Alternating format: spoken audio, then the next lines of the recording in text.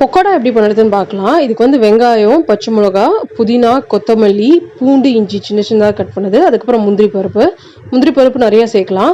ஆனியனில் நல்லா செப்பரேட் பண்ணிவிட்டு இந்த மாதிரி இதில் கொஞ்சம் மஞ்சள் தூள், நான் வந்து சில்லி தூள் சேர்த்துருக்கேன், ஓமம் கொஞ்சோண்டு சேர்த்துருக்கேன். அதுக்கப்புறம் 2 கப் கடலை மாவு, 1.5 ஸ்பூன் நீங்கள் வந்து அரிசி மாவு, அப்படி இல்லாட்டி கார்ன்ஃப்ளவர் சேர்க்கலாம். நான் வந்து கார்ன்ஃப்ளவர் தான் சேர்த்துருக்கேன். அப்புறம் பெருங்காயம் தூள், உப்பு, இது எல்லாத்தையும் நல்லா ஃபஸ்ட்டு மிக்ஸ் பண்ணிவிட்டு இப்போது தண்ணி ஊற்றி இப்போ மிக்ஸ் பண்ணிக்கோங்க. தண்ணி இதுக்கு ரொம்ப தேவைப்படாது. கரெக்டாக ஒரு 1/2 டம்ளர் தண்ணி தான் தேவைப்படும்.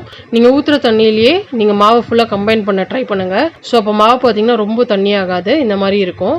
என்ன பார்த்தீங்கன்னா கடாயில் ஊற்றிட்டு நல்லா ஹீட் ஆகிட்டோடனே நீங்கள் வந்து சின்ன சின்னதாக போட்டிங்கன்னா கொஞ்சம் கிறிஸ்பியாக இருக்கும். இதுவே கொஞ்சம் பெருசாக போட்டு எடுத்திங்கன்னா உள்ளே வந்து இந்த மாவோட சாஃப்ட்னஸ் இருக்கும், வெளியே கிறிஸ்பியாக இருக்கும். எவ்வளோ பெருசாக போட்டாலும் மேலே கிறிஸ்பியாக தான் இருக்கும் கார்ன்ஃப்ளவர் போட்டதால். ஓமம் பார்த்தீங்கன்னா கண்டிப்பாக நம்ம கடையில் வாங்கி சாப்பிட்ற மாதிரி இருக்கும் நம்ம பக்கோடா டேஸ்ட் பண்ண போகுது. ஸோ அது கண்டிப்பாக மஸ்ட்டு.